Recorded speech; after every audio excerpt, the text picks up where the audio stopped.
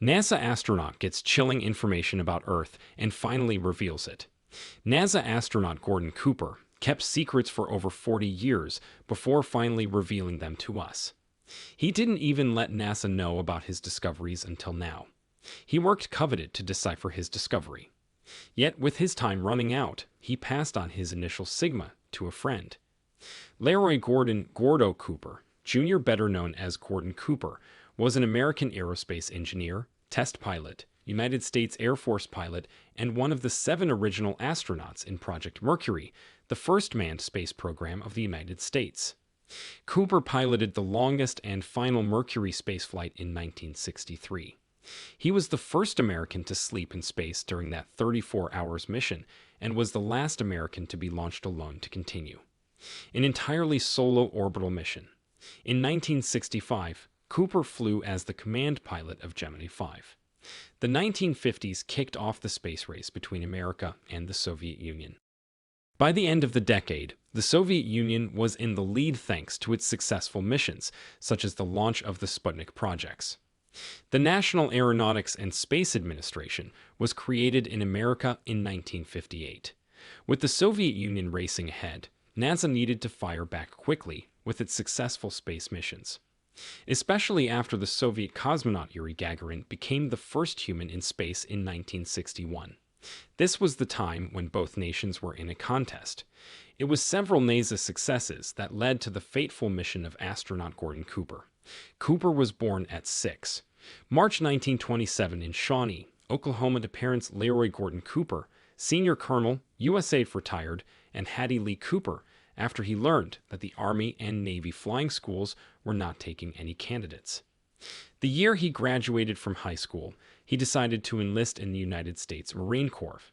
Cooper left Parris Island as soon as he graduated. However, World War II had ended before he could get into combat. Cooper transferred his commission to the United States Air Force in 1949, was placed on active duty, and received flight training at Perrin Air Force Base, Texas, and Williams AFB, Arizona. Cooper's first flight assignment came with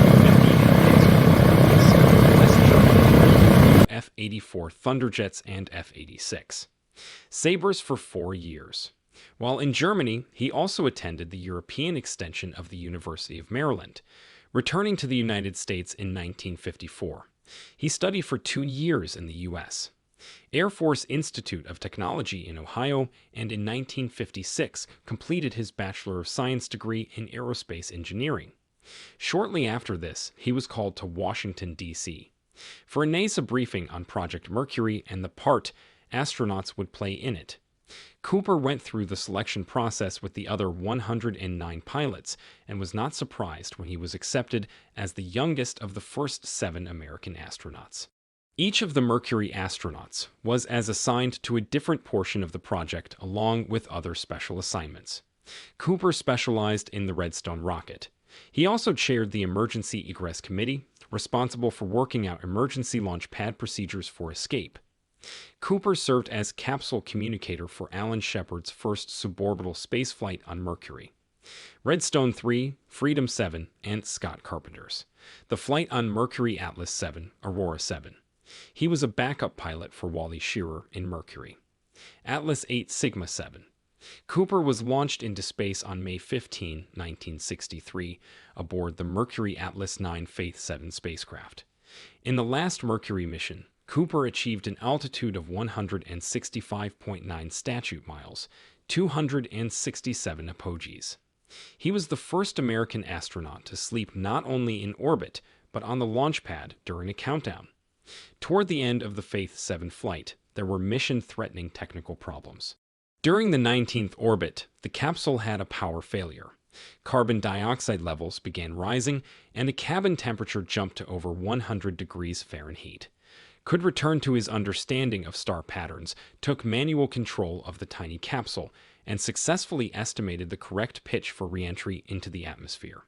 Some precision was needed in the calculation, since if the capsule came in too steep, forces would be too large, and if its trajectory were too shallow, it would shoot out of the atmosphere again, back into space.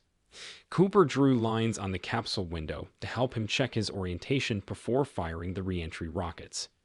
Cooper's cool-headed performance and piloting skills led to basic rethinking of design philosophy for later space missions. After a successful mission, Cooper was still not satisfied and anomalies played in his mind. During his time in space, he discovered some things which he kept to himself for 40 years. Cooper set off on a self-provided mission. He would research the points of interest he discovered while his time in space.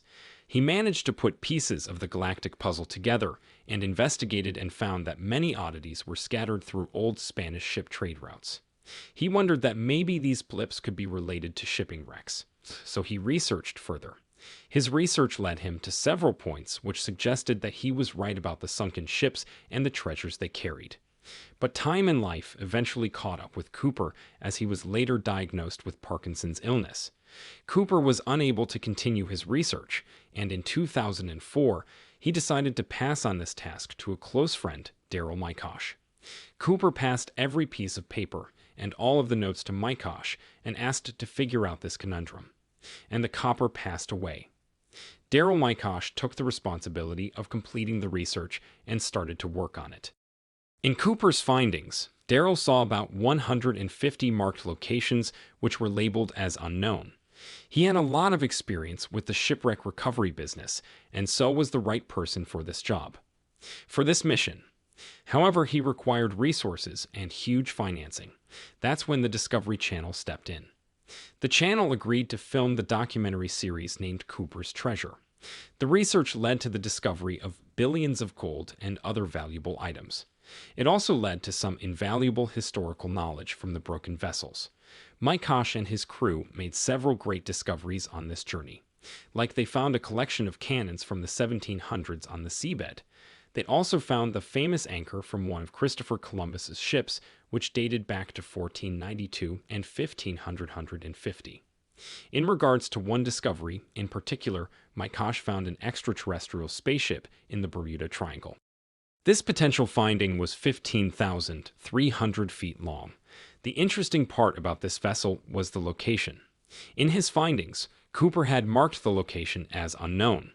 Cooper himself was a big believer in the existence of alien life, something which NASA had distanced itself from. When he spoke in a public forum, Cooper made claims about the U.S. government's interactions with life beyond Earth.